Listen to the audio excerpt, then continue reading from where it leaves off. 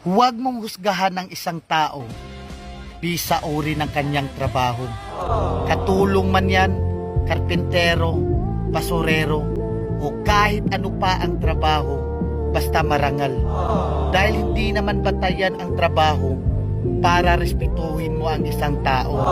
Dahil ang buhay, kailangan natin ng diskarte para umasenso. Aanhin mo ang diploma kung wala kang respeto sa kapwa. Kaya tayong lahat ay pantay-pantay lang. Tayong lahat ay may karapatang tratuhin ng tama kahit walang pinag-aralan.